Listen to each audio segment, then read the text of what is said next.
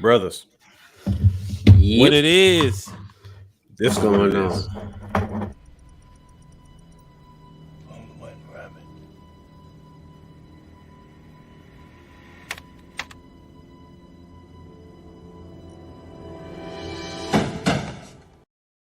And that's exactly what the heck we're going to do after this. Houston,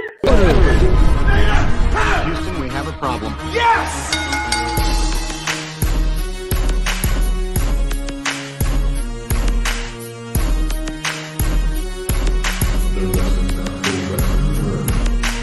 What you gonna do? What you gonna do?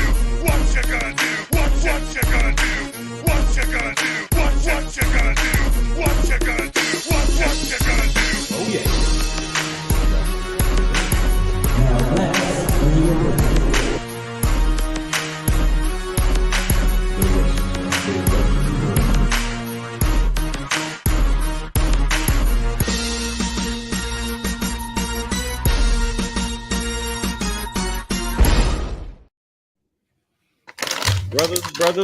Brothers, come one, come all.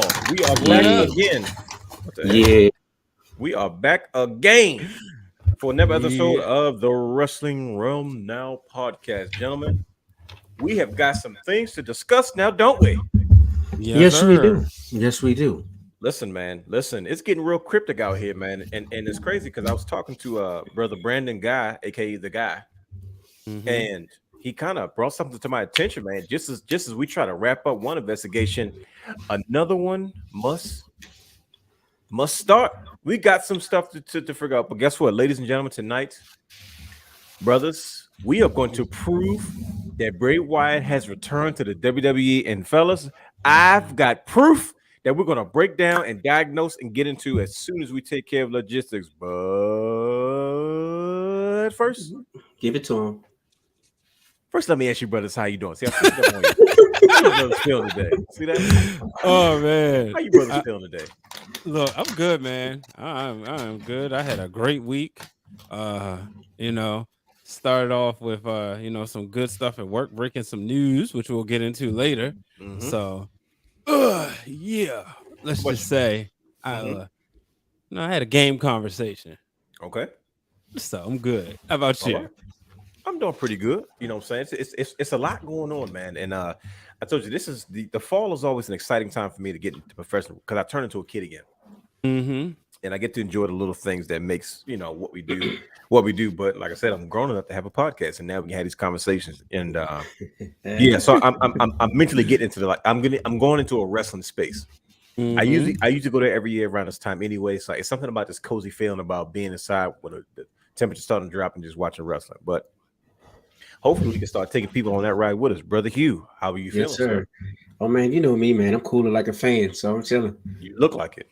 Cooling like a fan. It's just it never ends. Yeah, man. Same old. Working hard. Well, good. Well, and try to look good while doing it. Oh no, I see that. For most people, for anybody that does not know, tonight's show is brought to you by Psych. We don't have sponsors yet, but if you want to sponsor, by all means, contact us at wrestlingrealm@gmail.com. We'll be more than happy to oblige for the right price. Gentlemen, tonight's Taquan, man. Oh, the end. Hold on. Taquan's in. Time out. Taquan's in. Yes, sir. There it is. Look at that. This is start. Let everybody know that Taekwondo is with us. Like he's always with us every show. So yes, sir. We appreciate having him. Tonight, gentlemen, we are going to follow the white rabbit. We're going to go see how deep the rabbit hole goes. You see it like the little Matrix pun. But first, logistics. So here we go. As I begin, wait for it. Wait for it. Okay. With anticipation. And welcome to the Wrestling Realm Now podcast, where we take a deeper dive into the world of professional wrestling. Now, you can watch our flagship show, The Wrestling Realm, and other shows such as Wrestling for the Culture, Break It Down Brian H, and other content anytime on youtube.com, the Wrestling Realm with myself, The Real Dwayne Allen, Brian H, and Brother Hugh explore many topics and try to educate and give fans a different perspective on many different things in the world of professional wrestling. I am The Real Dwayne Allen. That is Brian H. Waters. That is Brother Hugh has the third H to the A to the S T to the H to the E, 3 Talk to the to R me. to the D. Talk to me. Follow us on all social media platforms, including Instagram, Twitter, and Facebook at Wrestling Realm, 2 W's. Like, subscribe, and engage in the conversation with us. You can also stream and download all of our content on Anchor, Apple Podcasts, Spotify, and Google Podcasts. You can watch us and subscribe to our Twitch channel at The Wrestling Realm. I like to show this just because. Look at that. Bam. Yes, sir. Also, you can shop everything Wrestling Realm. You want to be a part of the show and dress like we do and support us, shop at WrestlingRealm.com, where you can get t-shirts, hoodies. We're working on hats, we're working on mugs, we're working on all types of things. We have a new fall collection coming out. I think the people can't wait. Hold on, time. Brian is just showing you the mug. There it is. Bam.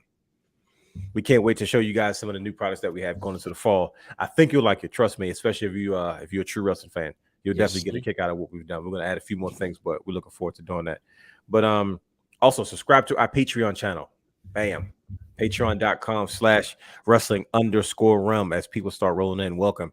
Where you can see all kinds of bonus content, especially I constantly forget the name. Brian H's Thoughts, right? Yep. Brian H. Thoughts. Brian H. Thoughts. Where Brian H gets back into what he does best. And give us, see, most people don't remember what you used to do back in the day. It was B Water Stars, wasn't it? Yeah. It was, and I'm sure at one point it might have been Mr. Main Event Stars. Yep. So you got to go deep in the archives to understand. Guess what? I Yes, told sir. you what I was going to do during the weekend when I What was that? unplugged. I counted all the shows. Oh, you actually did it. Yeah, I'm a man of my word, ain't I? No, you are. I will never take it away from you. Yeah, if I can only find that doc. Oh, see, look. Wow. See, it's I always didn't brother say that. here. I didn't say that. That's what I said. I didn't say that. You did. Oh, you heard that? I didn't know I said it out loud. I heard you. I definitely heard you. I got something to say. I tell you the truth. It be your own folks. I'll get you the number in a second. But yeah, No, go by all ahead and say. means. But subscribe to our Patreon channel. Patreon.com/wrestling_realm.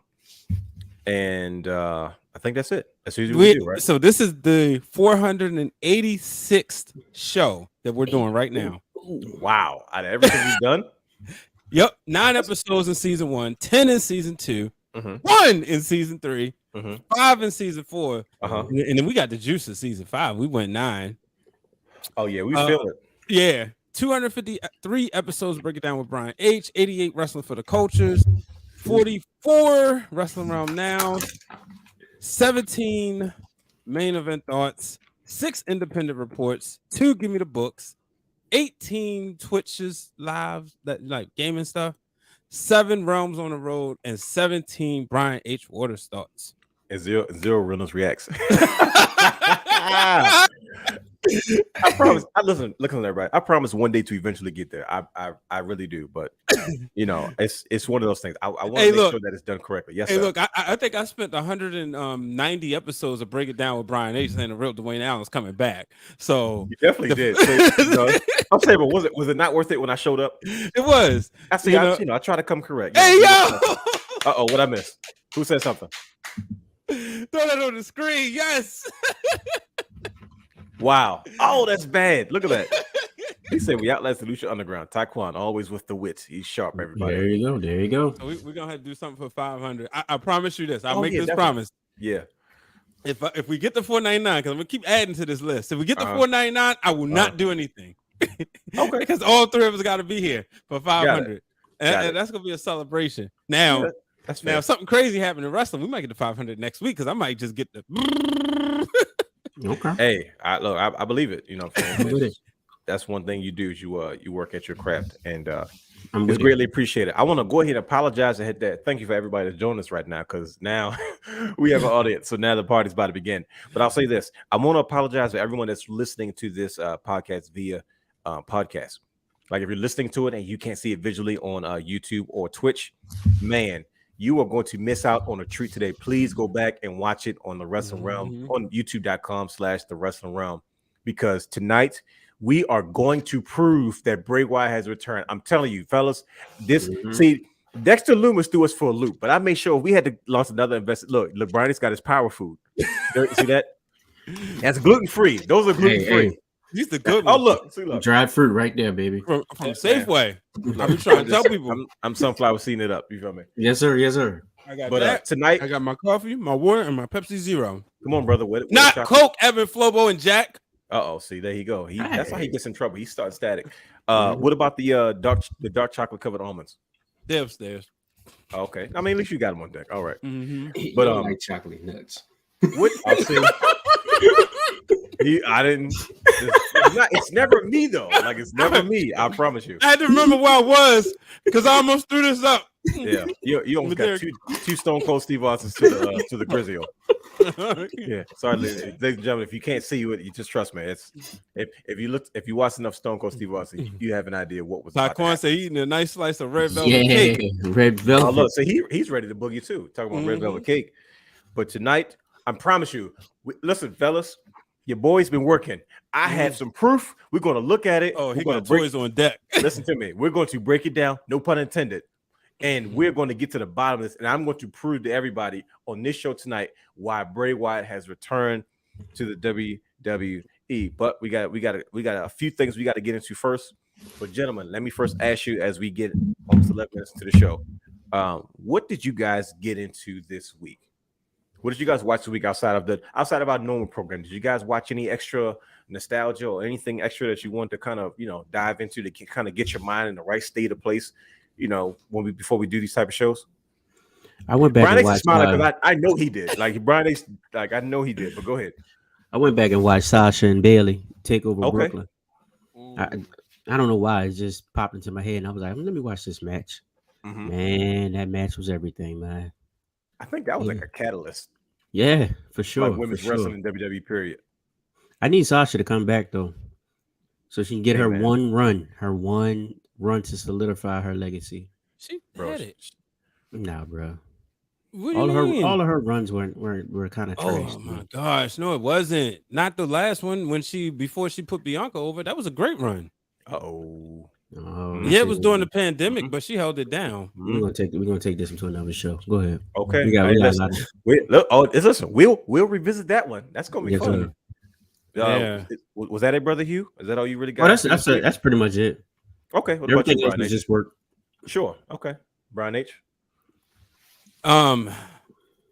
So it's about that time of the year Uh-huh. where I go back and watch one of my favorites. It's such a great classic. It better be Especially WrestleMania 9. Especially since I jumped Las Vegas.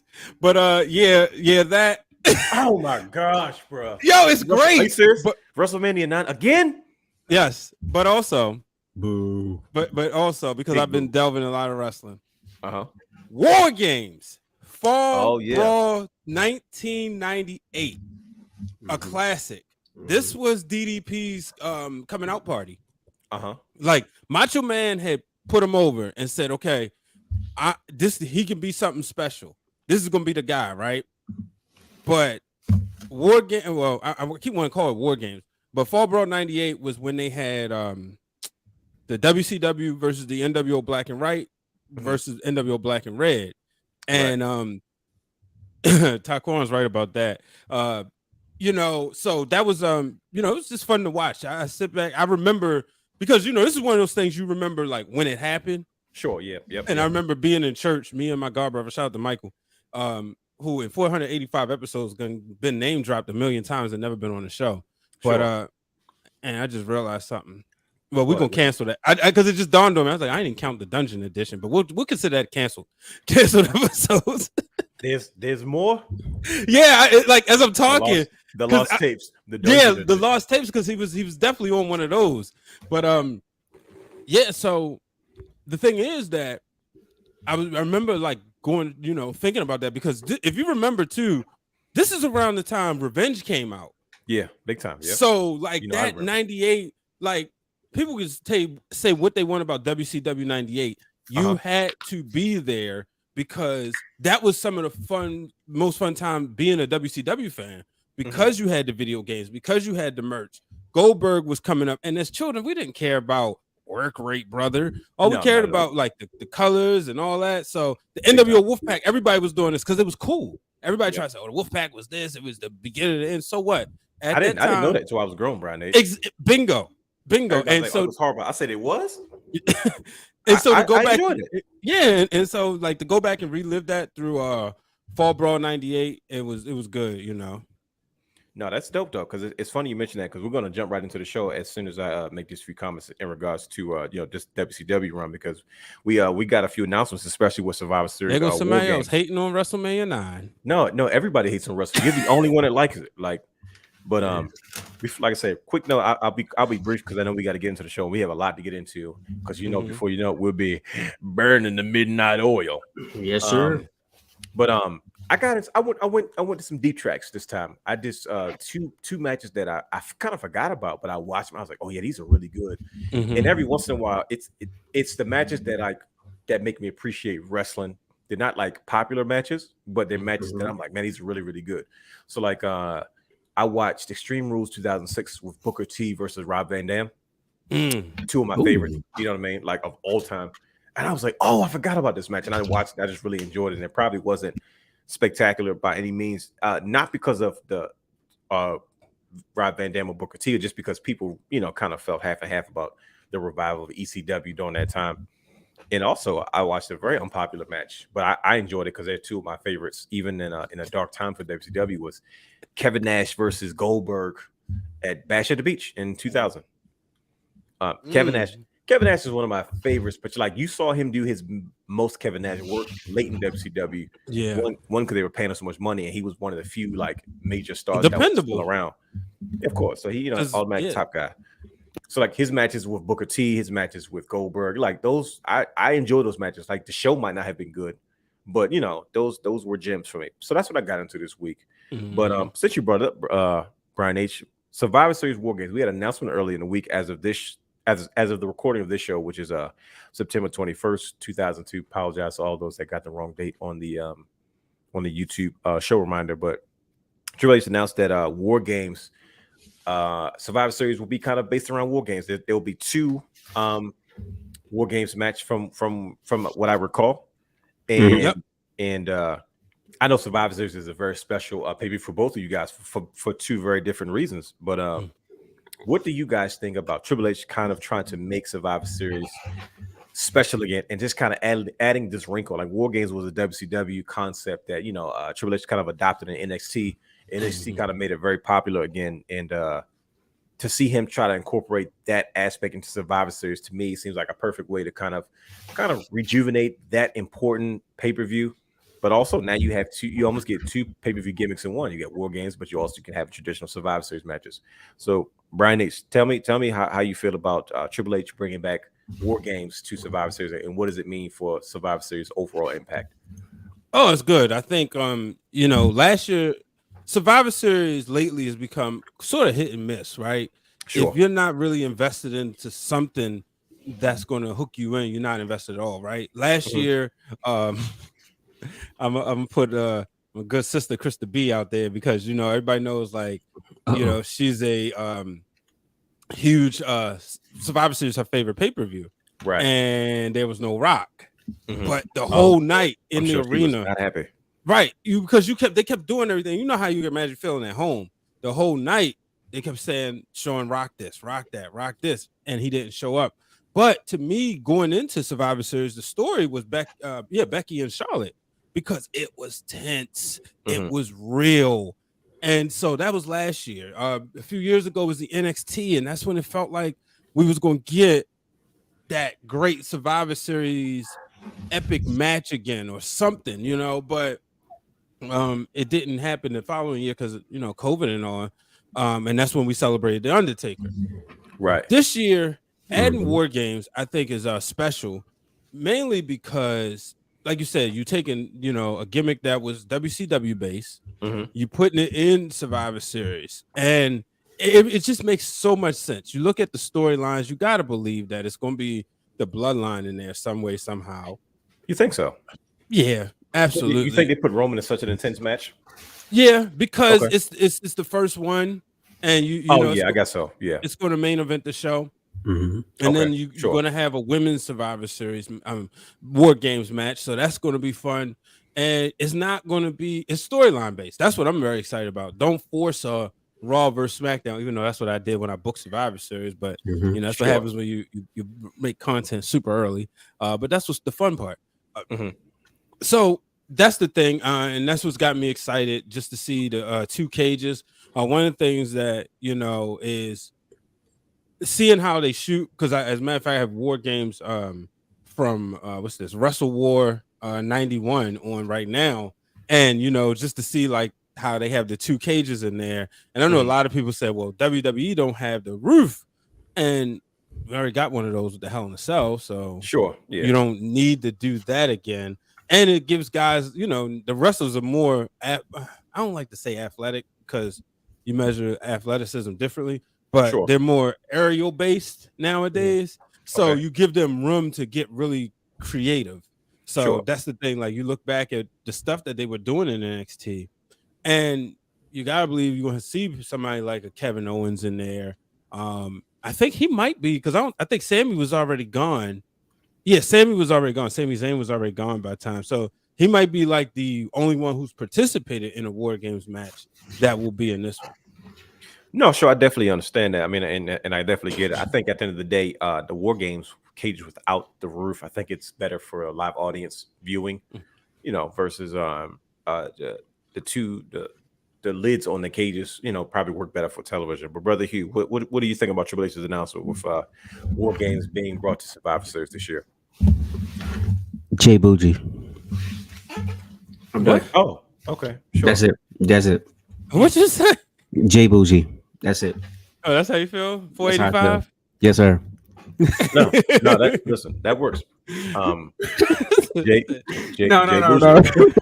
Nah, I just want to give a quick congratulations out to Jay Bougie. I ain't out here winning titles, Good brother. Yep. getting on lists, showing up at AEW, Croc game all day, every day. So you just had to say the crowd. Yes, I did. I had a feeling the whole thing about Crocs was coming. Absolutely. That was the whole purpose. Besides, I can't wait to pay that good brother a visit soon in the Bronx. I'm sorry. Could you repeat that question? Survivor Series. Yes, What do you sir. think about Triple H bringing War Games to Survivor I Series? love it. I love it. I mean, it brings like it's a spectacle, and that's what Survivor Series needed. And to me, the last couple of Survivor Series have been kind of like dry to me. Yeah, Right. you had your moments here and there, but it hasn't been the same since forever. Mhm. So to add a spectacle like that, bringing that back, it had an NXT it had a WCW concept. Then you move it on into the NXT, the new NXT, Black and Yellow is coming back also. So that forces us to go back like I did. Go look at War Games, the old War Games, look at old content. See, you see where I'm going with this business? Oh yeah, business? no, I definitely see where this is going. Did you remember did you go back and look at the War Games you shot? I did not. You forgot about that one. I did. I forgot about that one. WSU, baby. That was the match I broadcasted. Yep. Here comes Mia Yim. She's no stranger to cages and chaos. You know what's crazy? That's been popping up on my YouTube a lot lately. The night you ain't take my picture at the announce table. I told you I had the cheap lens. I didn't want to. Yeah. Okay. I told you I had the cheap lens. I didn't want to break it. But Dang. You ain't break it clearly when you took the ring picture. Tough spot to be in. No, but yeah, it's about the spectacle to me. Sure. I mean, you're blowing Survivor Series up again. It's the fourth big pay-per-view, and for the longest time for me, it hasn't felt like that. So No, absolutely. Listen, I couldn't agree more with you. I think people are going to be treated to something really fun. But speaking of NXT, since you brothers so kindly mentioned about NXT, being kind of the revival of War Games, Solo Sikoa relinquishes the North American Championship. HBK makes an announcement about a fatal 4-way in 6 weeks at NXT Halloween Havoc.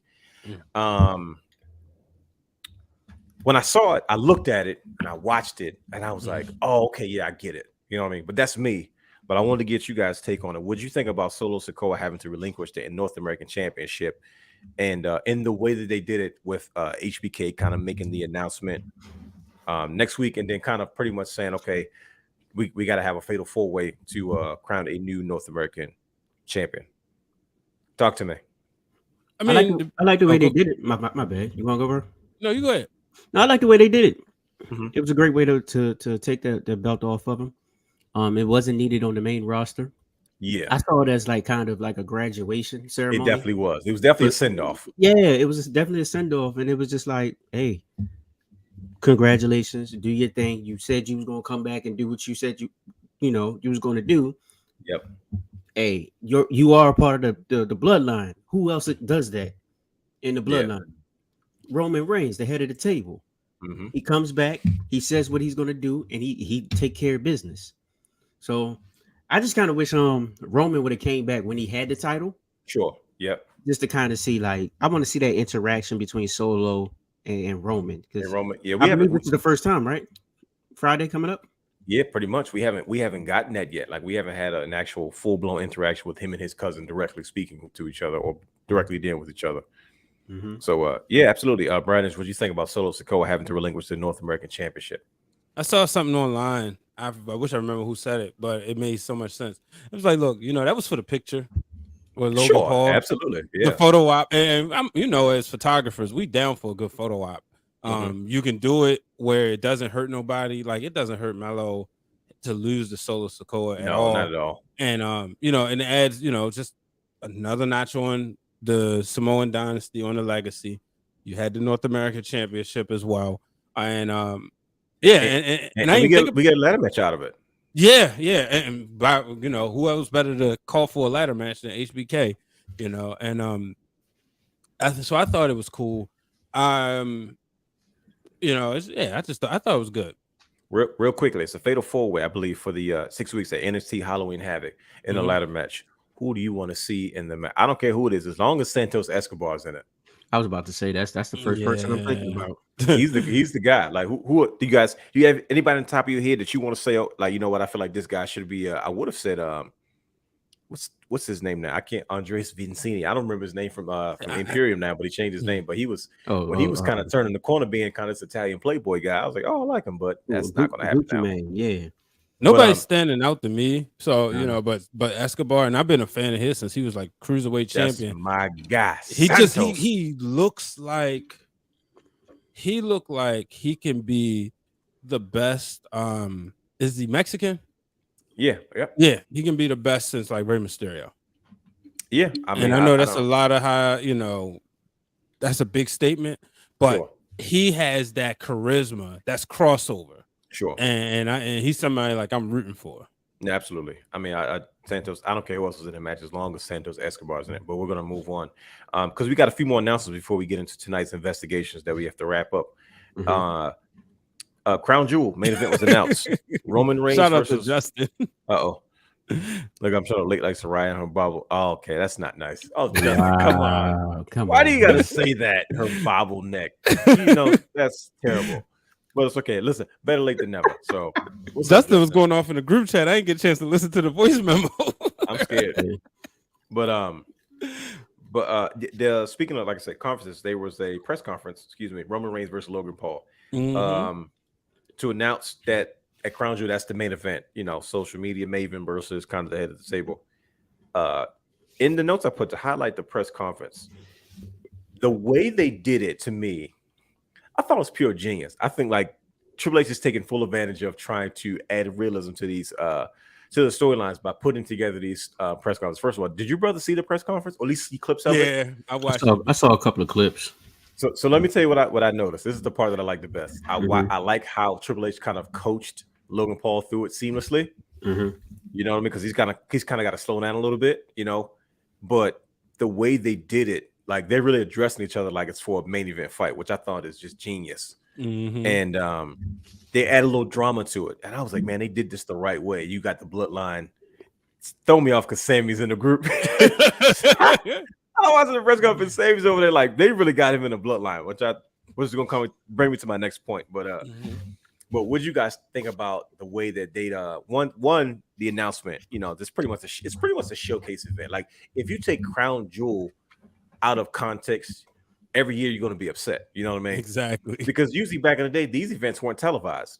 Like Mayhem in Manchester, these were specials that were taped for those audiences. But now they're kind of with going dirty video like that had that ugly filter. You know what I'm talking about? You're a TV guy. Yeah, like, because they were filming with their stuff over there and then trying to convert it to VHS. So it's American audiences. So I understand it, but it's like This is a Yo, showcase event. hold on. Yeah. I forgot Chris Hero used to be Cassius. Oh no. Oh yeah. Remember he tried to come back twice and then he And got his cut name, again. oh no. I heard the music because I just put on one of the war games from NXT. And I was like, back. oh, snap. He came back and got cut again during the pandemic. But yeah, what do you think about the main event? You know, the head of the table versus the social media maven at Crown Jewel for the people of Jeddah. This is gonna be good because it's doing what it's supposed to do, right? Social media, crossover appeal. Roman was just on his show. It's probably like one of the higher shows rated. You know, people love to hate the Paul brothers. I don't pay attention enough to them. I just know, like, okay, when they're in fights, they you know, it's a big deal, whatever. So I'm interested to see how Roman beats him up, right? Is he going to toy him around, or is he just gonna go out there and beat the crap out of him immediately? That's what's the fun part. But it's funny because like I like what like Logan Paul constantly reminds you, like, I'm a disruptor. That's my point. I'm a disruptor. You know, I didn't get knocked out by Floyd Mayweather. You know, I can do, you know, so it's going to be funny to see how this plays along. And like you said, Triple H coaching them. And it's funny because like I'm looking at Roman Reigns, right? And I'm like, God dang it, Triple H. His health sucks sometimes because that's the Roman I would want to see face Triple H. Not the one in 16. That other one, Triple H carried the match. He was in that match by himself. I knew he was going to say that. Yeah, because he was. I was watching like I was so glad Triple H won the Royal Rumble, was WWE champion one more time because I was like, Roman, you stink. But you know, but like this is come a long way.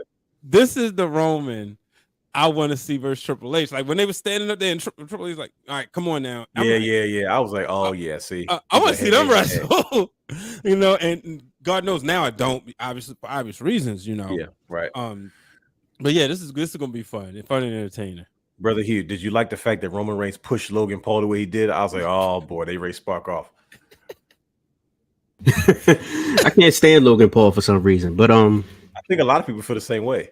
I don't even know why though. Like that's you saw you from Baltimore. Like I just don't like him. But yeah, it's just the way like Brian said, crossover appeal. They're stepping more into that realm of like exhibition fights.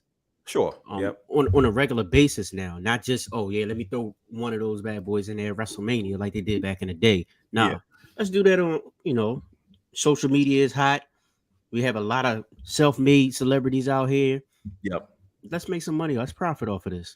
So I mean, it's great. Honestly, I thought that Logan would take the one of the belts off of him, you know, but he's very hated amongst the universe. No, so yeah, I'm like, I think I don't like it either. I think if there's one thing it's going to be, this is going to be really fun. It's going to be really entertaining because that's what it meant to be. And I think that he grasped that concept so well. He's listening for the pulse of the people. He's looking for like, yo, what do I do to kind of make this the best version of what this is supposed to be? So, yep, that's it. Wow. That's it. Yeah, see, look, there it is. So, no, I think it's going to be fun. I think it's smart to do. Like I said, it's a showcase event. You know what I mean? So he reminds me of one of them Cowboy Hall boys, the little preppy rich ones. Yeah. Oh you boy. Know, and that's kind of like he's obnoxiously like famously rich. Start there, brother. And you know, it's like that sometimes though. Quick question. Taquan had a quick question. What did he say? He said, "Do you guys hear about Gable Stevenson versus Triple H at Mania being planned?" Yeah, I heard about it. Triple H in his interview. Ariel Helwani. Yeah, yep. And he was talking about Ariel. Yeah, he was going to try to get him going, and you know, yeah, it's Gable Stevenson has a clean slate. You know what I mean? And I think just give him time. It's no doubt in my mind that he'll come in, and his presence will be immediately felt. So, but yeah, you know, I definitely heard about it. So, but a couple side notes. Have you guys even noticed that coming up on this Crown Jewel, that all these Goldberg videos are going up on YouTube? You know it's coming. I'm just saying, like I was like, you know it's coming, baby. Big payday. Let's go. Why are they posting all these Goldberg matches? So whatever he did over there last time, it worked because I think they want him booked again. Is it illegal to interview that Prince? I don't know. I would love to sit and talk with him. I don't know how it works over there. Yeah, you know what I mean? Culturally, like I don't know. I know he's heavily secured like that. They don't play with him. And but he's an obvious wrestling fan, and he might be an Attitude Era kid. So Yeah, like I would love Yeah. to like interview him and talk to him Definitely. about that. I've sat, in hospital, like business hospital areas Mhm. with people from like, His Excellencies. Sure, like dignitaries over and there. stuff like that. Yeah. Yeah, and it's always interesting, especially like when you're doing like video work, because they got like, they got the top-notch quality cameras and stuff too. Sure. Yeah. But they can approachable. My experience has always been, they were approachable. Sure. And like you said, heavily secured, I'm sure. But I would love to know, like, so who exactly are you fans of? Because you keep you keep kicking out their money. I mean, he's And bringing all the nostalgic people over. So and you know what? This is how you know wrestling fans are spoiled. We getting the benefit. Because if he wanted to, they could just have a match just over there. He could pay for it. And like, no, we will pay you not to put this on Peacock. no, it's one of those things, man. I agree with you. And money's never over there. Are you kidding me? Like this, please. But question for you, brothers. Outside of that last side note with Goldberg, but something I noticed. Mm-hmm. Is Sami Zayn the Owen Hart of the bloodline or what? Oh, he's giving me Owen Hart vibes, brother. I said, yo, you ever notice? He's like the Owen Hart in the Nation of Domination, except he's in the bloodline. It's enough. It's time for a change. boom, boom. Boom, boom, boom. Yeah, that's definitely. one of my favorite things. It's the Nation version. Yeah. But yeah, I just noticed that. That's just something I would have put. I said, like he reminds me of, he's the Owen Hart of the bloodline. He's like Owen Hart in the Nation. But moving on, we got a couple more announcements. This is the big one. Seth Rollins and Riddle get into a fight backstage after their respective matches on Monday Night Raw, and clearly the beef is not over between these two. And I thought, when you look at a match like that or a rivalry, you say, okay, well, what can we do to kind of push this thing forward? And they made the announcement of the Fight Pit match. And I was like, oh, I remember that match. It was something that happened in NXT. It was something different. And it was kind of like a different version of the Lions Den match that we saw between Owen Hart and Dan Severn years ago. But I like the idea. Riddle he comes from the world of mixed martial arts, you know what I mean? And him in that space. So to me, it's like, just instead of doing a regular cage match or whatever match, this is once again, another NXT concept that was kind of done, I believe, during a pandemic to try to kind of bring some buzz. Yeah. But now we have this, once again, this concept being kind of brought to the main roster, and it's fresh, it's new. What do you guys think about Seth Rollins and Matt Riddle in this Fight Pit match? I'm gonna say right now, here's how they tricked me, because they made me go back and look at the stuff from NXT. Like, you guys are pulling me in. That's what they're doing, man. And so, but what do you guys think about it? That's Fight Pit match between Seth Rollins and Logan, and not Logan Paul, excuse me, Matt Riddle. Might as well be Logan Paul. Oh, that's not nice. Riddle was your buddy. We cool. But no. That gimmick match, I like it. I like it that they're bringing it back out. Like, that's his match. That's his wheelhouse, yeah. And you gotta think. I forgot who it was I was talking to, but they brought up a valid point. Like, Matt Riddle hasn't been able to be himself since he came into the WWE, as far as like the type of moves he used. Like, for instance, Daniel Bryan was around, so he couldn't use like certain kicks and certain knee strikes. Yeah. Somebody else was around at the time. I couldn't even remember their name. The go to sleep and moves like that. He couldn't use them at the time because other people already established them. So now he has the chance to use his original moves, MMA style type moves, and showcase that side of him. Showcase like more of him in the ring right now. So it's like, it kind of makes sense. But did you check out how Seth Rollins kind of like paused? Yeah, he was like, yeah. And he was like, hold on. He had to remember who he's going in there with. Oh, like, right. Listen, bro, you going somewhere you ain't never been before, brother. Right. Watch I like yourself. I liked it from back in the day when they had who was it?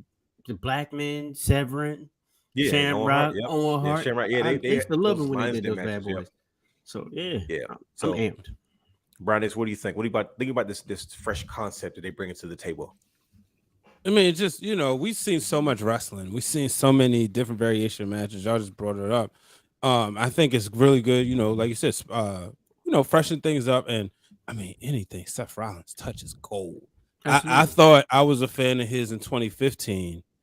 I'm more of a fan Oh, of yeah. him now than ever. Big time. Like he's in my top 3 wrestlers right now.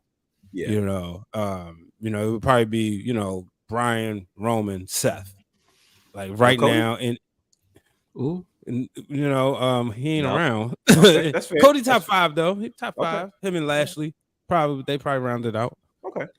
And then I'm probably gonna look and like, oh, but this person never. But off the top of my head, but yeah, those, Seth Rollins, everything he touches is gold, man. So speaking of something being gold, good gosh, let's give it up for freaking Alpha Academy. You guys notice that they're on both shows every week. They're so entertaining. They're good in the ring. Mm-hmm. They're good as characters. I'm saying to myself, man, he is so annoying, but I love that dude, bro.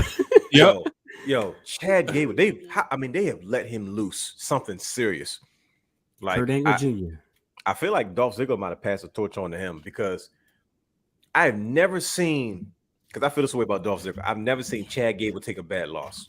Mm-hmm. Yeah, It never hurts him because as a heel, the way he loses, it's like he never. If Baron Corbin loses 3 or 4 matches, JBL's got to come and save him now. Mm-hmm. That's the last time we saw Baron Corbin. He said, "What happened to you?" Like when Chad Gable loses a match, it's like you can't even tell he lost the match. Him and Otis are doing a phenomenal job. Like as big, they're like more than you. My bad. Hey, Taekwon, we cool, but don't disrespect his name like that, bro. Oh, he probably said something about Dolph Ziggler, did it? You know it. Ziggy Job does. Oh God, you got that from D. Yep. My bad. Go ahead, Dwayne. I'm sorry. I apologize. No, you good. Go ahead, brother. I was gonna say, you real quick, jump in there. It reminded me of Space Jam when Michael Jordan strike out, and they talk about how good he looked doing it. He's like, when we strike out, when I strike, it look nasty. Man, you look so good striking out. That's how Chad Gable is. Good cup, Michael. Good cup. Yeah, Michael. Yeah, when you strike out, when I strike out, it looks nasty, man. When you strike out, it looks good, man. Try to get him a fastball. Let me get you another one. Thanks for signing that ball. Swing. Hey man, thanks for signing that bat for my kid. I'm a hero now. No, listen, Chad Gable and Otis. Every week I turn on and I'm like, bro, they're on both shows now. Like, and they're involved in stuff every week. Yeah, I said they are really, really good. I'm really high on Alpha Academy and just they're best friends. So because they're best friends anyway, it just works. And most people don't realize that Otis was an amateur wrestler as well. You know what I mean? Yeah. So he can listen. He can be a powerhouse. I mean, he gave. I need my man's to come full circle though, because Mandy just like up and left. I need that to come full circle. I need him to go back and get that girl, man. No, that's a wrap now. Yeah, he's on a hot streak. She's on a hot streak as well. He tough. I know she just got engaged. Congratulations to her. We talking storyline purposes only. He need to be like, hey, look, I ain't who I used to be. He need I want to see him flex on Mandy. Like, I don't need you. You know how I am. That too. That'll work too. And she can flex back like, let me tell you something who I am. I'm not the person I used to be either. But that's something fun. Nice little wrinkle. See, we just booked something. If we say it, they owe some money.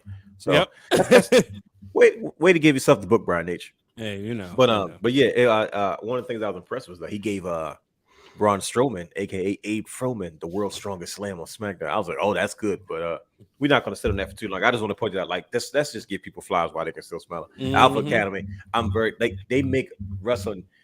If you need wrestling every week, you're gonna get it from Alpha Academy. So, look, tag team wrestling is fun in WWE. People, it's different, but they're doing more memorable stuff in the E. They are. Than they are in AEW. AEW, they're gonna give you some great tag team matches, but if we really be honest, some of them tag team matches ain't hitting the way they was in the beginning of the pay-per-view era for AEW. Like in 2021, they was hitting. These tag team matches lately ain't been hitting. WWE, they hit a home run with the Street Profits and the Usos, but then the stories that they've been giving us with these tag teams has been phenomenal. Speaking of tag teams, we also get we get Kevin Owens and Johnny Gargano versus the Alpha Academy next week. Are you freaking kidding me? Yep. I don't know about that. And we're gonna we'll get to that Kevin Owens. I do. You do? I'll do, and I'll tell you why. And because I'll get to him after this. Just a quick note before we get to Kevin Owens, since you brought it up. Finn Balor and AJ Styles. Let me ask you, brother, something. Yeah. Go ahead. Help me understand something real quick. Yes, sir. What the heck is going on with AJ Styles and freaking Finn Balor? I remember a couple weeks ago they were in the match together, right? Mhm. And AJ had a spot. It was a spot, and I noticed it because I watch everything AJ does, and I watch everything Finn does. And AJ was about to hit him in the back of his neck, which was kind of a dangerous move. And he was pulling punches and just was like, "Come on, bro," and just stopped. And then and I was like, "Okay, cool." And it kind of went cold for about a week or two, and then all of a sudden, Finn sees AJ back. He's like, "AJ, what's the deal, bro? You're not talking to me. You didn't see anything. Like, you still my guy. Like, I know I'm doing this Judgment Day thing, but Judgment still stands. And he's too sweetening it up." And I'm like, AJ's like, "Yeah, because you flipped out, you changed. I'm not doing the Judgment Day, whatever the case may be." I'm like, "All right, well, what's the deal with AJ Styles and Finn Balor?" And I'm asking because I told you on the heels a couple weeks ago, I told you that it's rumored that the Good Brothers contract Impact Wrestling is up. There it is, and I'm right like, there. "Bro, what are you getting at? Like, what are you getting at? Like, are we like, is this?" Well, anytime you put these guys together, is always going to be the fraternity of the Bullet Club. If you were ever in it, you were a part of it, and you can always throw it too sweet up, and you know what time it is, right? And I'm like, they're constantly putting emphasis on AJ Styles and Finn Balor's interaction. They gave each other a hug. He's like, "Oh, you want problems? You want problems? Nah, you don't want problems. Come on, it's us." Like, look, man, look, dude, the invitation still stands. I'm like, well, shoot, what if the Good Brothers come back and AJ Styles goes, "Man, you want to join the Good Brothers," and myself, like, and I don't know where this is going, but did you guys find that suspicious? Hey, Maybe, man, or I was am just I about paying AJ Styles more attention because that's my favorite wrestler? I was just about to say, man, you might need to bring that shirt back out, bro. I should have wore it today. I should just wore it again. But yeah, it's looking like that. Remember, like you said, when he pulled back, I was like, here we go. It was strange, wasn't it? I said, why Yeah. did he just pull back? Like, are they kind of revealing, like, "Yeah, this is my guy, we cool," and then they kind of openly acknowledged it. You know what I mean? And like you said, literally, they said the Good Brothers were up for free agency. Well, soon, basically. So I don't know. I liked it, man. And anytime you put AJ and Finn together, like it took me back to their match they had. I want to say it was like TLC or something. Sure. Because like somebody got hurt and they had to make a phone call. Like I think they flew AJ or flew Finn up for that match. But it was a very respectful match. You had the too sweet at the end. And so AJ got an action figure out of it. Like literally too sweet action packet. The fingers are like this. And nice. Packet. Yeah. So I think you need to, keep those two together somehow, some way, because the chemistry and the long-term storytelling. Yeah, Brandon. We said when AJ filled in the last minute, so they flew him up there. I remember that. Yeah. But no, it's definitely something I'm going to be keeping an eye on. You know me, it's AJ Styles, so of course. But Brian, that you brought up Kevin Owens and Johnny Gargano, and you made this face. Yeah, like I said, once again, I apologize to people that are listening to what we're talking about, because he was like, Brandon's made his face like, I don't trust Kevin Owens. I don't trust Kevin Owens either. But let me just, first of all, let's take a match banger break. Kevin Owens versus Austin Theory. Good gosh. Like I've never been so privy to such good wrestling on a weekly show in a long time, and I'm enjoying it. Between Alpha Academy, Kevin Owens every week. Kevin Owens has been on Raw every week, right? I've been enjoying myself. First of all, Kevin Owens, Austin Theory tore the house down. December, Raw goes to DC. We gotta book you now. I was just reminded. I saw an email. I was like, oh yeah, it is coming back. December what? The first Monday in December. I want to say it's the 5th. Brandon or Justin probably know. Okay, wait a minute. Yeah. All right. We might be onto some hot grease, but I just thought about it. Because like you just said, good wrestling, and my thought was like, the crowds have been privy to this.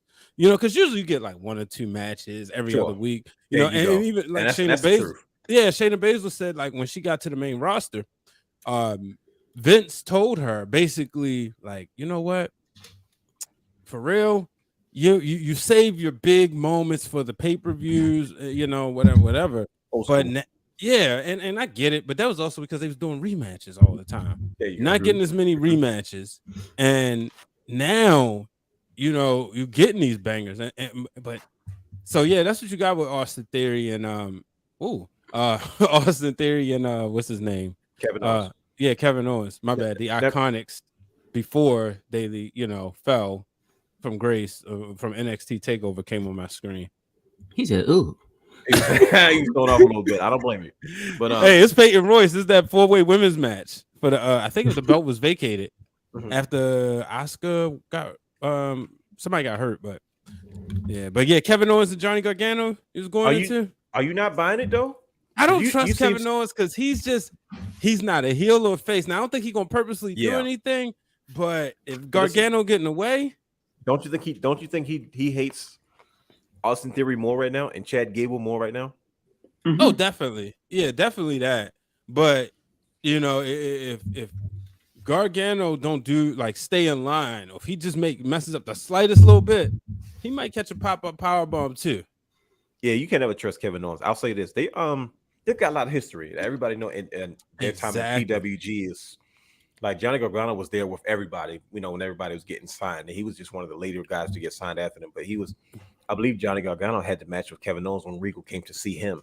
Okay, you know, before he signed. So it's like this side of the East Coast, I wasn't privy to Pro Wrestling Guerrilla. Like I was, I caught it secondhand clips and magazine stuff. But I know they have a lot of history, and I was kind of shocked that he's like kind of going to bat for Johnny Gargano. But then a lot of people can't say, well, Kevin Owens is sort of a face now, sort of an anti-hero because of all the other heels that are kind of out there right now. They kind of need these kind of no nonsense baby faces. But I like the idea because first of all, anything Johnny Russell does, anything that Kevin Owens does is gold. Kevin Owens is like re-enjoying his NXT run that he never got. He's getting a mic too. Kind of, you could tell he's getting let loose.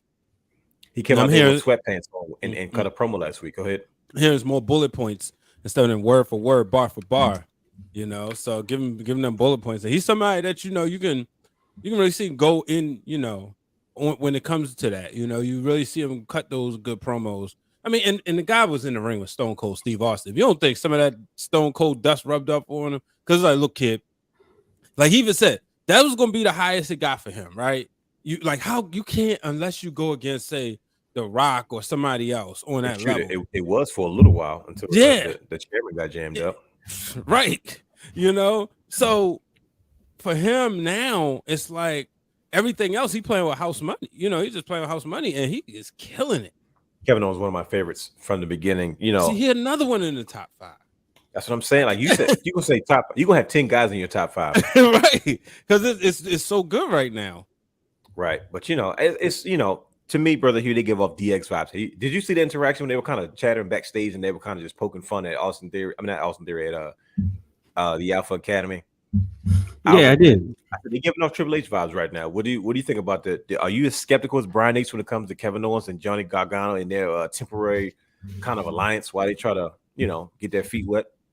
As of right now, no, because I just believe Kevin Owens. Yeah, he's mostly face right now. Sure, and that's what I was getting. That was the vibes I was picking up. They have a similar hate towards certain people. There you go. Your Chad Gables, Austin Theory. That's more important than those two going back and forth at it. And they really don't have any reason to beef right now. And that's what I was thinking. The same thing. So it's just like, nah, KO. Okay. Yeah, I mean it's only time will tell, but you can't trust Kevin Owens. But I'm kind of riding with you on that one. But here we go. Ryan H, cue the music. It's time. Yes. To revisit the first part of our investigation, because ladies and gentlemen, we have another case to open, but we got to wrap up this one case. Bluetooth connected. And as the Bluetooth gets connected, come on, Bluetooth. We have to. There it is. This is what you've all been waiting for, ladies and gentlemen. I'm gonna just put the music in StreamYard at this point.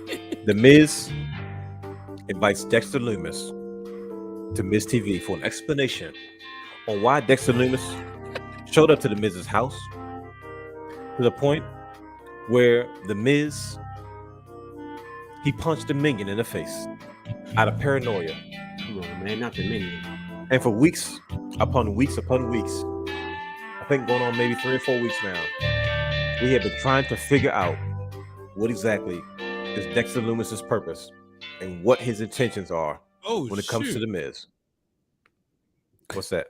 You got check the group chat. Somebody else. I don't remember you. Oh. Well, he still got stuff playing in the background. Wow. Yeah, man, he showed up to his house though, bro. Brief pause. Sorry. The Miz, Dexter Loomis has gone to a different level. We've watched this man try to kidnap him. We've watched this man cause so many distractions. This time he shows up at Chateau Marmiz Mm-hmm. And he had this crazy photo of Miz and Mrs. and their family. So Miz recognizes, like, okay, enough is enough. I don't want to keep looking over my shoulder. Dexter Loomis, what do you want with me? And we have been trying to figure that out for the last 4 weeks. And we still don't freaking have an answer. But what I do know is that in the process of trying to call out Dexter Loomis, a knife comes from under the ring, Undertaker style. It was a big knife too, by the way. Like, it wasn't a razor blade. That was a machete. Yeah, that was a fancy smanchy. And you know, a hole appears, and Dexter Loomis comes from under the ring. He tries to kidnap the Miz again. Tommaso Ciampa jumps in, hits him over here with a microphone. Everybody highlighted that part when they were talking about the description of what happened when I was looking at reviews, but I thought was funny.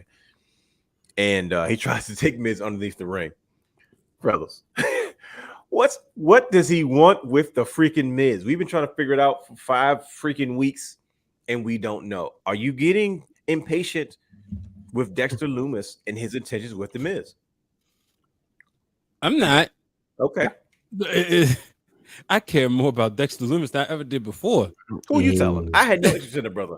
Bro, I was like, I'm trying to tell you, this dude was at MCW 2 months ago. That's right. You did say And that. nobody cared.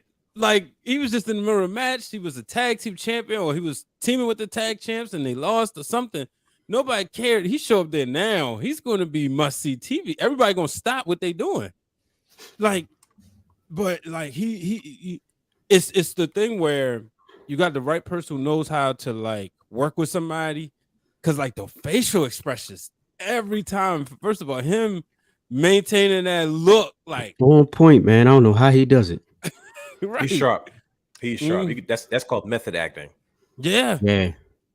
But like I said, the investigation has to continue. We have to get to the bottom of this. I can't let this go.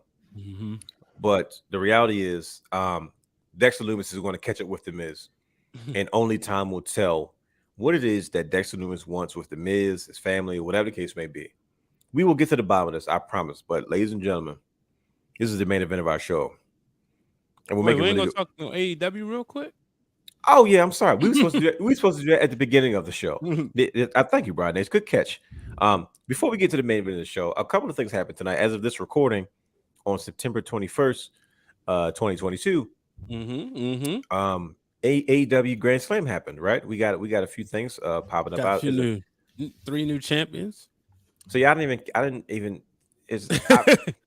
Keeks. I've been trolling Keeks all day because I'm like, she loves AEW so much, and I'll be like, bro, why do you like this stuff so much? Like what? She just keeps getting angry and angry, and I just Still like, won't come on the realm, huh? She still won't step into the now zone. It's I don't want it to be a fight, but because it's good. I don't understand it, but she loves it so much, and she's like, it's a Grand Slam day, and all like it was a holiday. I'm like, all right. Hey, make sure you say something nice, Dwayne. No, I'm getting to that. Thank you for reminding me, Brother Hugh, because I told everybody. There he is. Brandon the guy. The guy. I have to say something nice. Brandon the guy. I have to say something nice about AEW every week. Hooker's a gangster. I can say something real good about what they did tonight. Well, see, here's what I want. Brandon watched the whole thing. I have to go back and watch it. I saw it in pieces. From what I'm hearing, I'm sure it was a good show. There's never, don't get me wrong, there's never not a time that AEW doesn't put on a good show, especially for the live audience. It's just not always my cup of tea. But one thing I did notice was the Great Muta came out to save Sting, which was I believe on Rampage. Yeah, you know, I thought that was actually kind of fun to hear about that.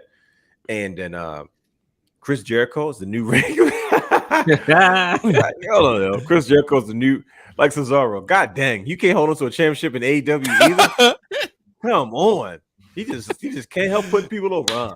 I was just thinking the same thing. Golly, bro, you just like you couldn't beat what that's a win you needed. Where was Vince wrong? Remember when he was on Austin's podcast and everybody's like, we won't give Cesaro a chance. Cesaro ain't grabbed the brass ring. Bro, he got the brass ring and he gave it back. I don't want it no more. Look, Jericho being ROH champion, I mean, it just helps solidify like his greatness. You know, adding to the resume, why not? You know, he's been a champion and he was IWGP Intercontinental champion, if I'm not mistaken, right? He didn't win the big one, but WCW champion, WWE champion, AEW champion, ROH champion, first person to hold all four. Tweet that at Wrestling Realm. Make sure y'all follow Wrestling Realm if y'all ain't following Wrestling Realm right now. But I like Jericho winning here because I don't care about the Ring of Honor World Championship. I'm sorry. You took the belt off Gresham because what they was trying to say is we don't believe in this guy. He's not somebody that we believe can carry. That's what, in my opinion, what I interpret. That was exactly it. Yep. And now, he got the big pop, the big moment, but he wasn't showcased. Now we know the title gonna get showcased. You got Jericho and brother Brandon called me after this, and it was funny because I was tied up with something, but I knew he was gonna call because when y'all ain't responding to group chat, and so I knew he didn't want to ruin it for y'all. That's what good people do, by the way. They don't ruin group chats. Everybody who ruins group chats, but he was like, "Y'all watching?" Yeah, I was at practice, so I didn't see it. So after I picked up my phone, the first person I thought about was Brandon because when he hit the wasn't this the text right here, bro? Oh, he ready to pull it up. No, it was right. He was looking at it. He was looking at Brother Hugh, ladies and gentlemen. If you can't see what's going on, Brother Hugh was looking at it. There it is. I become. That was the text. I was like, oh boy. All right, side note, because we did top theme music the other day on MacMania. Is Judas a good song to y'all or not? Because we had this conversation about it not being a good song, but it's catchy. You gotta and you're absolutely right, because when I realized how old that song was, like that was short. Have you seen the video? Yeah, it's short hair Jericho. Like he was in WWE when he did that, and I was like, right. I think it fits wrestling. You know, right? What I mean? That's what everybody's saying. Like it's. But if you try to like listen to it in the gym, I personally like it. I like driving around, but for me, I listen to wrestling theme music. Yeah. But it's not a song that I'm like, yo, you hear that Judas show? I would have never listened to it if I'd have known, like if that wasn't his theme music. Yeah, like it's cool and it's catchy now, but I would have never heard it unless I was like, oh, I gotta hear that WrestleMania. I gotta hear that WrestleMania. I don't know. That's a tough one. Yeah, but chill. But the thing is, like, I'm happy that Jericho has the belt. You got a built-in a few waiting and ready with him and Daniel Garcia. So it was one of the highlights of AEW. Jericho doing what he does best. He makes things relevant and he helps push the needle forward. That's what I don't give a crap where he's at. I always give Jericho the credit that he deserves, especially for all of what he does for AEW. Like, he's one of the highlights. Go ahead, Brother Hugh. Now, do you think maybe this might be like the beginning to a rebranding for ROH? I hope. I mean, what do you do with the I don't know what to tell you. Like, what do you do? Hire wrestling people that know how to, and business and marketing people that can help you do it. He's gonna hire more Jacksonville Jaguar staff. Yeah, because they got to the Super Bowl recently, didn't they? Oh yeah. See where it got them right. Mm-hmm. But yeah, Brandon, tell us, what else did you highlight on AEW Grand Slam? So the Claim, they won the titles. Yeah, good for them. We saw it coming. We saw it coming. I'm interested to see, because my thing is, okay, like you said before, what are they going to do against the big tag teams, right? So that's all I want to say about that. A little disappointed that Bryan Danielson did not leave the Ring of Honor. I mean, the AEW World Champion. I had my shirt ready too. I was gonna wear it. This is gonna be a celebration tonight. But you know what I realized? What's that? I didn't get the goosebumps watching the match. Here's my guy, my favorite guy, challenging for the World Championship of this company. Now, to put things in perspective, chill. Wow, look at them. Hey, no. To put things in perspective, the broadcast in the building. Oh man, the broadcast podcast in the building. But to put things in perspective, I would get chills watching WCW pay-per-views, right? And so I was like, I had to question myself. I had to question the Brian H. Waters and say, am I this much of a WWE mark that my favorite wrestler is currently in AEW and I'm not getting excited about him being in a title match? No, it's not. You know what the problem is? The presentation. Bingo. Because look, remember when All Night Express won the Ring of Honor Tag Team Championships, Mhm. I popped like Of something course. crazy. When Adam Cole finally won the Ring of Honor Championship, Oh yeah. I Yep. popped. I'll give you this one. When Bobby Roode finally became TNA champion, that was a moment for me. But my guy was challenging for the AEW championship, and I didn't give a darn. You know, so I was like, You give a goddamn. right. But the part that happened tonight, to me, the biggest thing, the main event of the show Mhm. was Saraya. Saraya making her return to wrestling. Sure. I love that there was no buzz about it.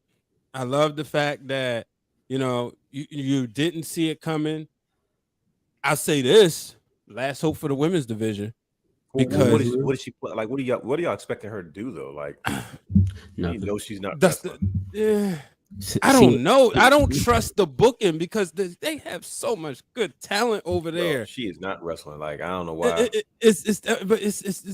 I don't know. It's her influence or something backstage. Something has to happen because, like I said, just it's not like people say, "Oh, their division sucks." When you say a division sucks, that means the people who are part of it aren't good. That is not the case. Facts. Yeah, I agree. You know, it's Tony Khan don't like women's wrestling, in my opinion, and I'm sticking to it. Okay, wow, strong statement. Yeah, it was. What else did you capture? Was that it? Yeah, I mean, dang, hold. I thought it was gonna be more. Like I told you it was. You know, Tony. I feel like I've seen enough of Pac versus Orange Cassidy. I feel like they wrestle each other every 6 weeks on AEW. You know, Pac always win. But yeah, that's all I got from AEW. I don't know how Keeks defend that one. I'm gonna have to tune into her show. She genuinely likes AEW, and I told her at the end. I said, well, "Look, at the end of the day, that's all that matters. That's a product you genuinely enjoy." But at the end of the day, he act like Hogan came back or something when he was. Well, he kept saying like, "Oh, I see her show." I said, "Okay, let's go talk about AEW. Look at AEW."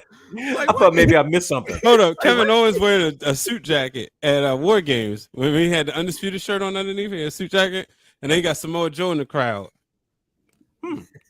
These War Games, yo, I'm trying to tell you. Yeah, I remember when Kevin Owens came back for War Games. Mm-hmm. That was fun. I said, "Look at Kevin Owens coming back." Another one you ain't never see coming. Now we're taking a brief pause on AEW. We've got I forgot about this match. Drew McIntyre versus Andrade Cien Almas. Andrade. NXT had a lot of bangers. Yeah, absolutely. Drew McIntyre's time at NXT was so short because he got injured. And then by the time he showed back up, I think he was the Sicilian psycho, but not the Sicilian. He was the that's Tommaso Ciampa. He was he was the Scottish psychopath. Excuse me. Right. And yeah, of course, Roger. We're back to the E because we have to get into the main event of the show. Right. Let's talk about it, brothers. For the last couple of weeks, we have been seeing some real suspicious behavior going on, right? Suspicious. Let me say this. I'll start like a paragraph, like I'm writing an essay. Intro, body, conclusion. Here's my intro. Bray Wyatt has returned to the WWE. Here's why. For the last couple of weeks, see, I don't think I even have it up on here anymore. Last couple of weeks, we have been seeing some mysterious things. Don't you guys agree? Yep. And we're coming up on Extreme Rules, and there's a lot of things being teased backstage. And I'll start with Bray Wyatt's cryptic tweets. That was fancy. Did you hear that? Let it play.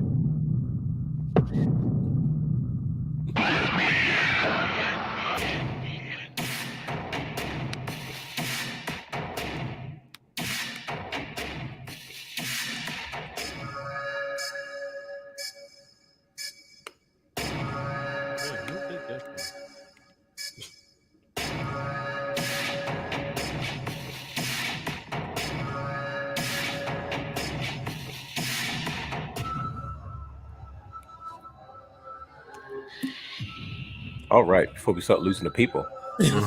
Right. Ronix, first of all, let me ask you first. Do you believe Bray Wyatt is back? Absolutely.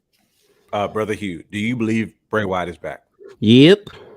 Okay, let's break it down for the people because we're gonna have a serious discussion about this. God dang it. And prove to the people so you can say that you realize officially that Bray Wyatt is back on the Wrestling Room. Back in WWE, excuse me. So during the commercial breaks, I know, right? Wouldn't that be money? What? During the commercial breaks of Raw, SmackDown, live house shows, we've been watching some red lights, and then there's a song that's being played, right? Mm-hmm. It's a song entitled White Rabbit. Yeah. By Jefferson Airplane, right? So one of the things that I want to look at specifically was this right here. This is the lyrics to the song White Rabbit. And I want to pay close attention. Ladies and gentlemen, pay attention. Here's what we do. There's a couple of things that caught my attention. It's an old song by Jefferson Airplane. And if you pay attention to the last stanza of it all, where it talks about, because the song, I think it's about drugs, to be honest with you. But when it talks about, and if you go chasing rabbits and you know you're going to fall, right? And then at the very end, it says, while the night, what does it say?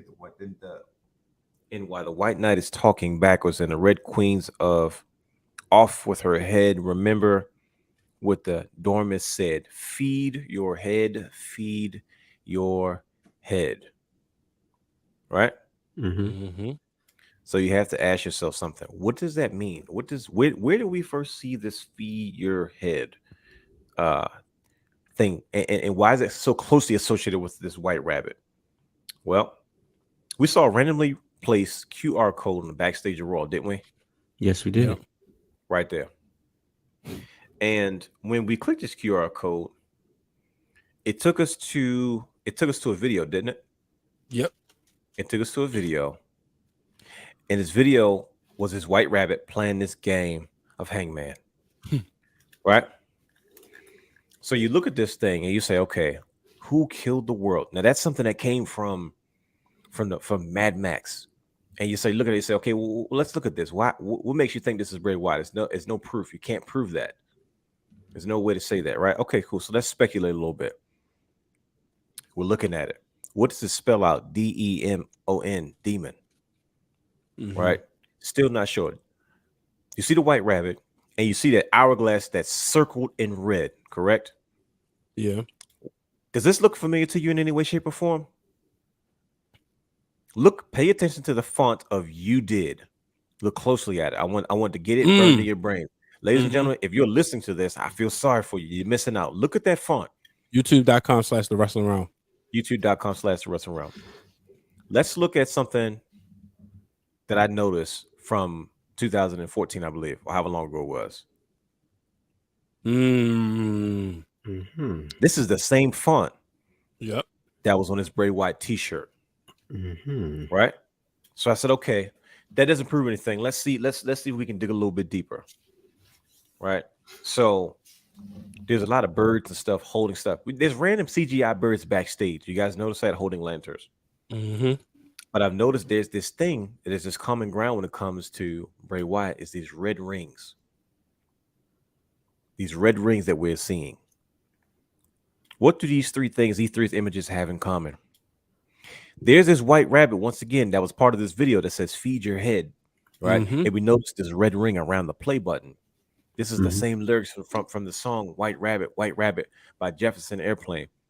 We see this red ring in Bray Wyatt's Twitter bio when it says that he who opens the doors below, circle, and then it says business inquiries, right? And we see the same red ring around this hourglass, right? Now, many people try to say, hey man, maybe this white rabbit was one of the gimmicks that Karrion Kross used during his Lucha Underground days. But Karrion Kross has gone on Twitter to say, look, you guys speculate, don't assume anything. Although that was something years ago, this isn't what it is now. And it wouldn't make sense because Karrion Kross is involved in something with Bray Wyatt, right? With McIntyre. With Drew McIntyre. So then you say to yourself, okay, realness, that doesn't make any sense. Okay, so I'm still not convinced. Okay, let's continue to put the pieces together. Something interesting that I saw when a couple weeks ago was this mask by Kyle Scarborough. Kyle A. Scarborough was the gentleman who designed the mask for the Fiend. And if you pay close attention, pay very, very close attention to his tweets, it literally says, feed your head, correct? Let me in. So we start seeing, once again, this white rabbit show up that's been associated naturally with the creator of the Fiend of his mask, right? So you say, okay, cool. Let's talk about a few things that's happened most recently. Alexa Bliss had a match and the lights was blinking. What did she have to do with the situation? Alexa Bliss was closely associated with the Fiend. We don't know how she got the way she did, but the Fiend had some type of hold on her and it caused her to transform. Yep.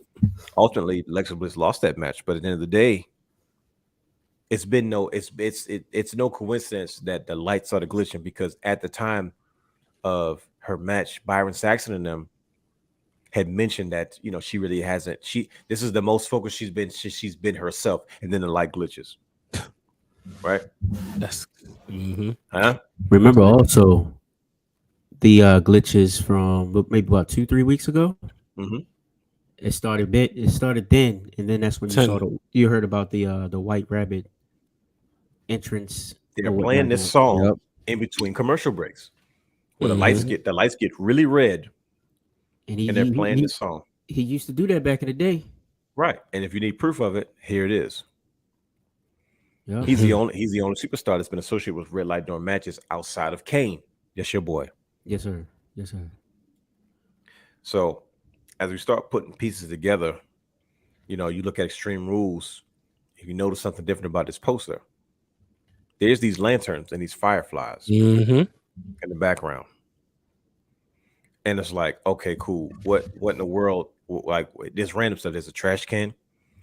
There's some people saying that this thing back here is a sheep's mask, but you can't hardly see it, and it's a chair and so forth. But there's a lantern with fireflies. Who else is associated with lanterns and fireflies in the WWE? Bray Wyatt. It's also something that I found suspicious as well. Jefferson Airplane, right? The same people that performed the song White Rabbit, that has us going down this rabbit hole.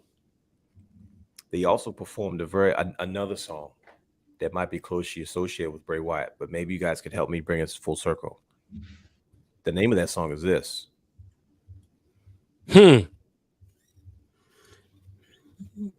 Brothers, I think we debunked it. Bray Wyatt is back in WWE. And I think we're going to find out either the next chapter or what comes next on this date. That's tomorrow. 9/23. That's 92Q. We're going to find out on 92Q Jams. 9/23 at 9/23. Friday. Like, as of this recording, it is, like I said, September 21st, 2022. Now it's 22nd. 22nd, because we're burning midnight oil. We really do shows over 2 days. You guys ever notice that? Oh, I know. I know. It just hit me now. It just hit me now. Get up on Thursday morning like this for work. Woo! So, the last time we saw Bray Wyatt, one of his last gimmicks was the Mad Hatter, right? And most recently, we saw that he has an action figure of the Mad Hatter in stores, and I was confused. Like, well, Bray Wyatt's been released. Why are they releasing this Mad Hatter action figure? And one of the things that the Mad Hatter is closely associated with in Alice in Wonderland is this white rabbit that's constantly late. Gentlemen, what does this all mean? I know that's a loaded question to ask, especially when it comes to Bray Wyatt and what he's doing. But we've essentially done what he wanted us to do. And that's follow him down this rabbit hole, because we just sat there and launched this entire investigation. And I took all this time to put these things together to show proof that if this is not closely associated with Bray Wyatt, then I don't know what is or who is. And trust me, there's a few other pieces that people kind of debunking to put together, but I'm like, bro, I don't even have time to make that stuff make sense right now. But we know that Bray Wyatt is an innovator, and we know that he's ever changing. He never wants to be stale in his creativity. What are you guys expecting from Wyndham 6 now, as he kind of makes his return back to the WWE? Because it doesn't look like business as usual. Right. I wasn't expecting, like, if he does make a comeback, I definitely wasn't expecting the Fiend. Okay. But if they were to go down that road, I was thinking maybe like the three faces of Foley type thing, Okay. old school Bray Wyatt. What's his Fiend. yeah, Fiend and the Muscle Man Bray Wyatt, Sure. Okay. or the Funhouse Bray Wyatt. Oh yeah, right. He was when he was But- kind of doing this Mr. Rogers neighborhood thing. Right.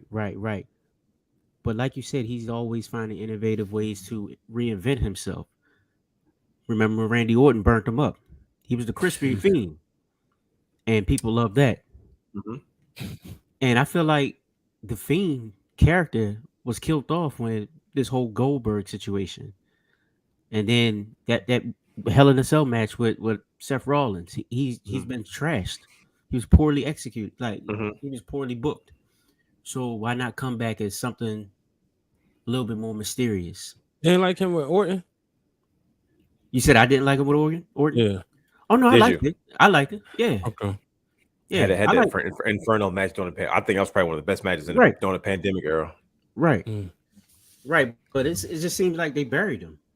It was very on the surface compared to now, because now we're getting like, oh, this is real. Like they're like I there's no way where I mapped all this stuff together for a freaking wrestling show. I'm talking about the attention to detail with this White Rabbit, the secret things, the music that they're using, the lyrics of the words, and it's QR just like codes and whatnot. QR codes backstage, these buzzers. There's random birds backstage that we've been missing during these segments. Mhm. And last one, I don't know, it was last week. I know we saw one with a bird backstage holding a lantern, like a lantern light bulb in his mouth. I think it was CGI, but the Hurt Business was kind of walking one direction, and just I was like, well, why is that there? Even just Lily still being around, like, you know what I mean? I'm just like, dude, there's something going on here. Well, actually, Lily, wasn't that the first time she was on the show for a while?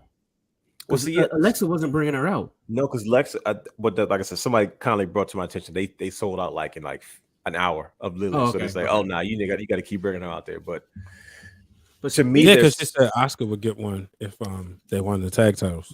yeah, I was about to say. Speaking of that, did you want to go? You want to go into further into that with Oscar? no, by all means. Ooh. All right. Well, I was thinking.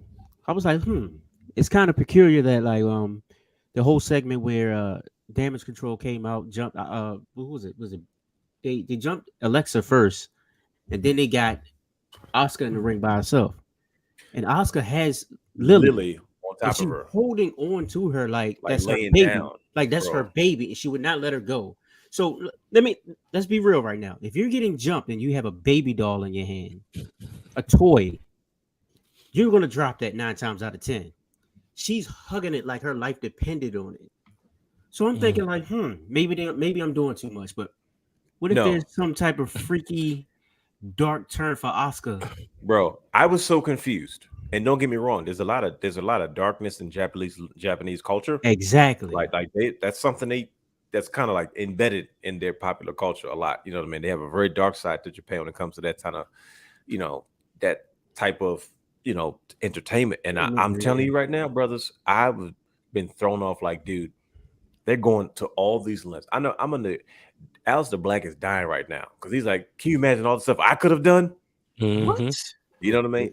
And I'm hoping that Bray Wyatt is finally getting this opportunity to do things, because we would have never saw this depth, that we would have saw a promo or two. And I'll be honest with you, I didn't think he could go this deep. But now we're looking at it like, yo, this is some different stuff. Like they're doing everything.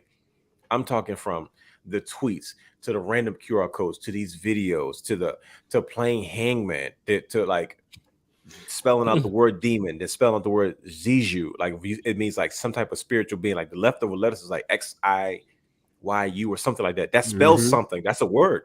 It means it means spiritual being. And then you see this feed your head, this white rabbit, and this come with me and just find me. And I'm like, dude, there's so many Bray Wyatt isms going on, and it's like sensory overload. And I'm just like, dude, if this is the level and extent that he's going to bring him back, oh, it's gonna be good. he's going to be an even bigger star than he was. And they're going to have to pay him the money that they told him that he had to give up, because I'm like, he's going to be instantly popular. And it's like, well, what do you do with him after that at that point? Because it's like, man, you got Bray, you got Cody, you got Roman.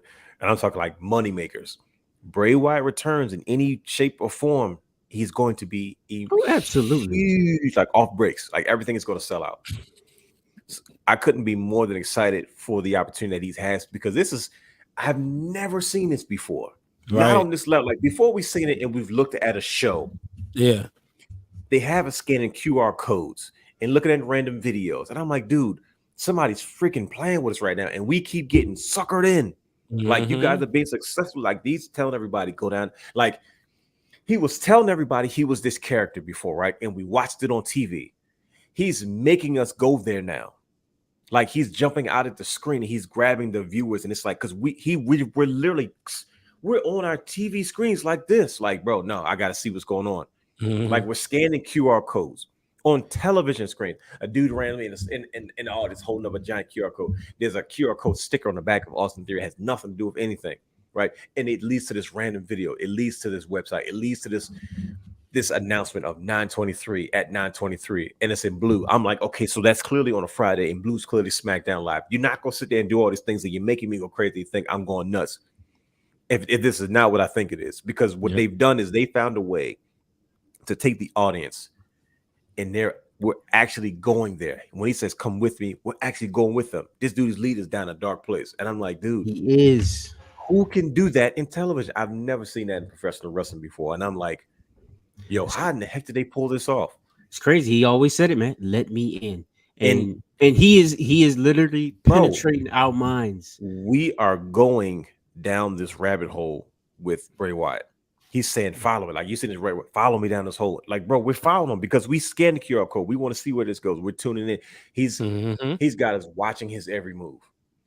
He has us watching everyone he's associated with their every move. Go ahead, brother. Yep. I was about to just say shout out to the production creativity, because like you said, the fan interaction is crazy. Bro, the detail is ridiculous. It started way back to the Riddle and Rawlings feud. Yep. Outside. You got people outside with just the random phones and taking videos and tweeting it out. And look, now you got us out here looking with our phones ready, doing every break. Nobody's going to the bathroom anymore. No, exactly. Like doing raw now, bro. We're not flipping channels. I'm over here screenshotting the TV screen. Like, look, bro, you see that bird right there, bro? Every segment potentially has something on it, and I'm just like, and you don't want to miss it. Like when I miss Raw, I'm like, dude, I don't care about the matches. Like I need to know all this in between stuff that I'm missing, because they're teasing these things left and right. You know what I mean? Like they did the same thing with Dexter Loomis, and now they're doing the same thing with The Fiend, and I'm just like, what in the world is in store? And hook, line, and sinker. And I'm like, I don't remember a day where any professional wrestling show could be so like that. When we watch TV before, it's like they're over here and we're over here, and we're watching what they're doing, and that's all it was. But this is something like I've never been pulled into something that's been pure entertainment in such a long time, if ever. And it's like, wait a minute, I'm doing exactly what they want me to do. They purposely wait to commercial breaks, and they're playing White Rabbit randomly with the red lights everywhere, and everybody's pulling out. And crazy part is, this is the psychology of it. They know exactly what people are going to do when those lights cut off. Because guess what? First thing people are doing, they're pulling out their phones, and guess what? The fireflies appear unintentionally. Right. Yep. Right. They're not playing Bray Wyatt's music theme. That's just people's natural response when it goes dark. You invoke the fireflies that way by saying, okay, we're going to dim the lights red and then play this music, and automatically all these lights are going up. And I'm just like, dude, we're part of the gimmick now. Like he is like playing us like a fiddle, and it's working. He's like, dude, I'm working the audience, and I have not shown up yet. One thing they said that the White Rabbit is known for is showing up late. It's representative. You know, if you watch Alice in Wonderland, you're familiar with the stories. I'm late for a very important date.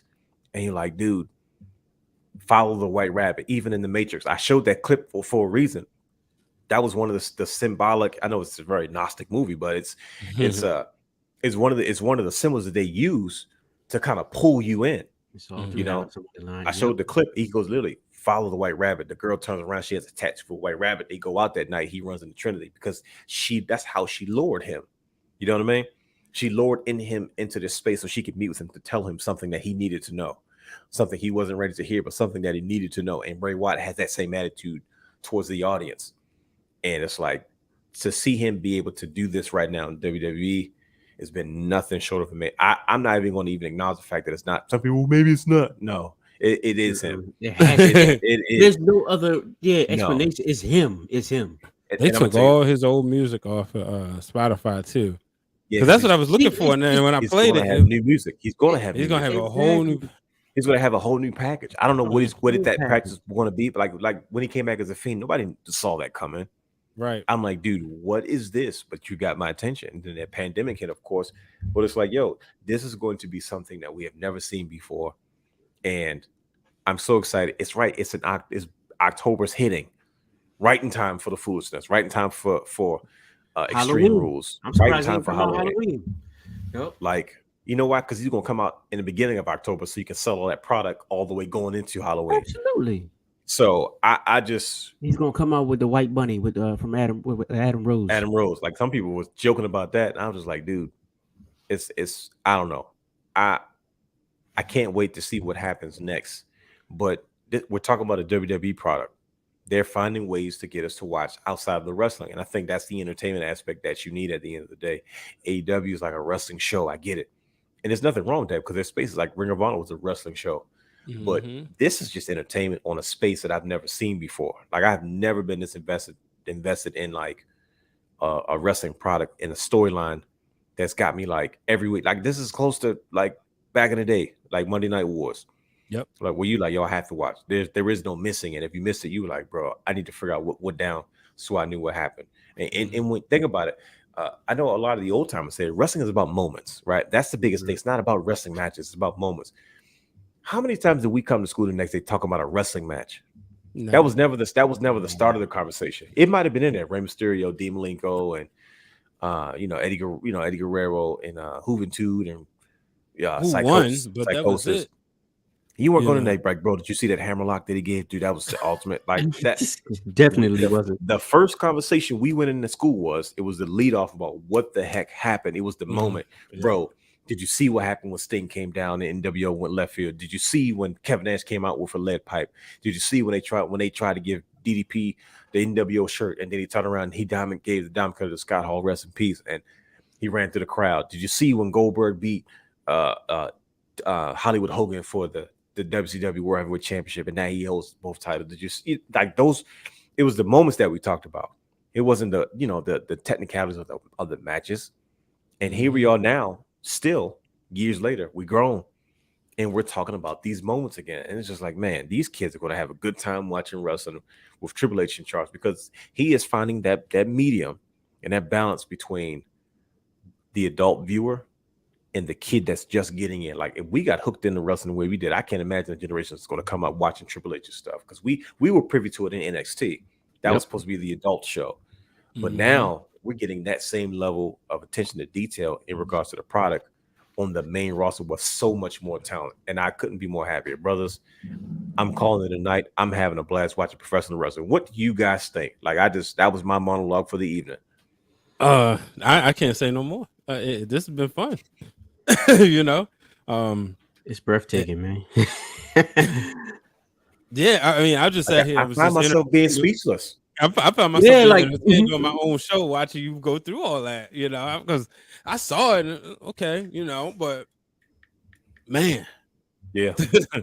Shout out to you, man. Give the realness his flowers, ladies and gentlemen. Oh well, thank you, brother. I appreciate that. I'm always happy to be appreciated. Brother Hugh, you look like me right now, bro. You look stuck because I'm flabbergasted.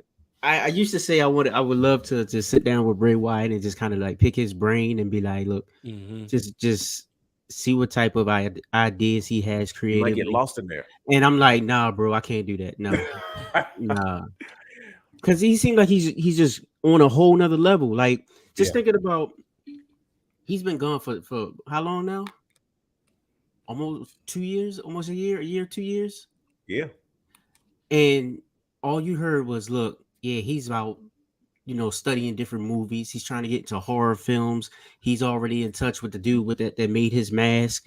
He's researching. He's doing research. Yeah, and he was already amazing at like just tricking the audience, just keeping them confused, keeping them on their toes.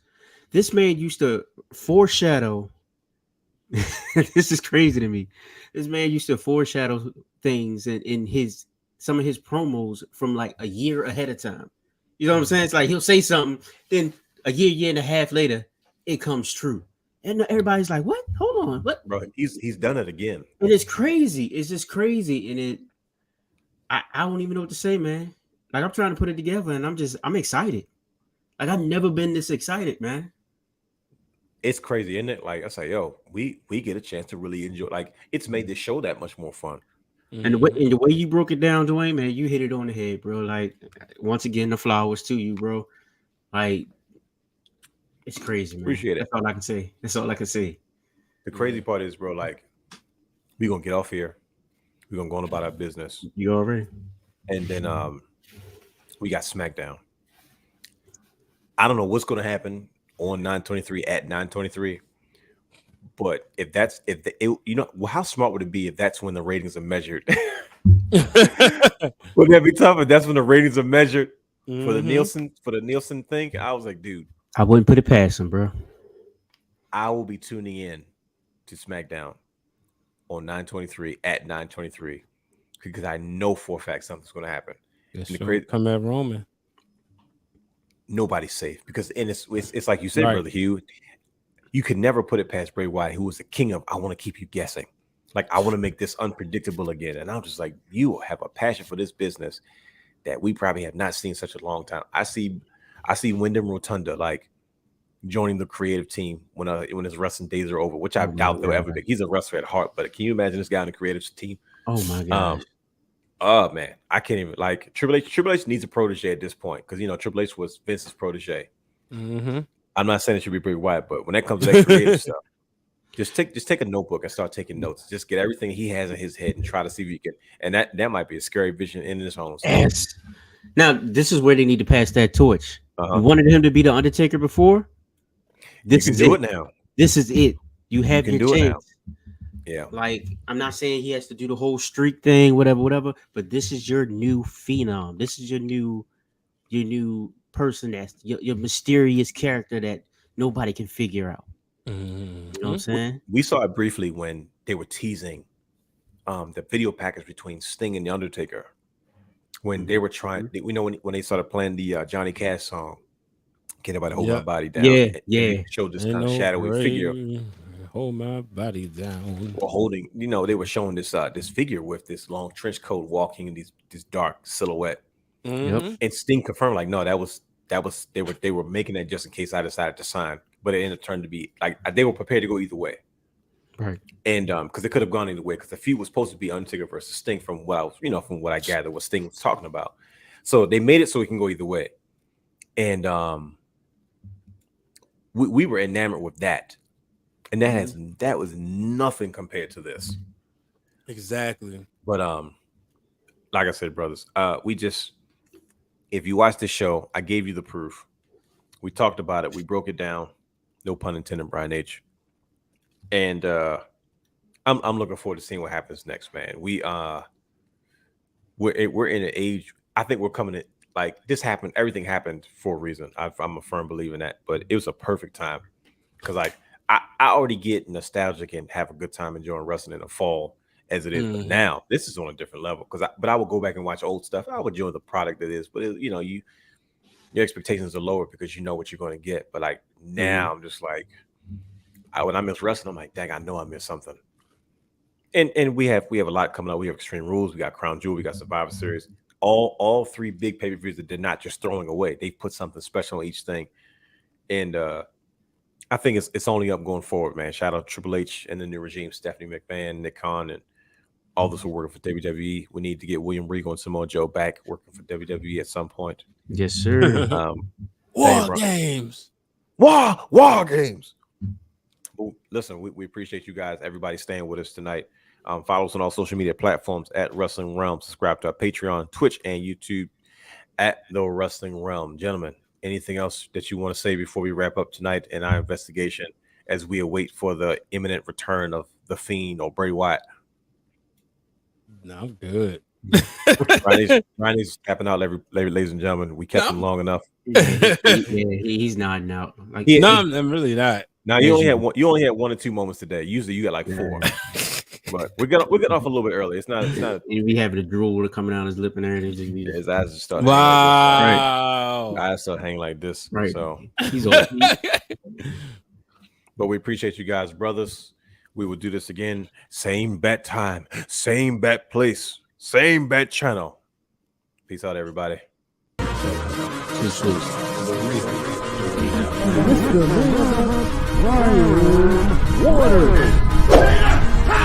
we have a problem. Yes!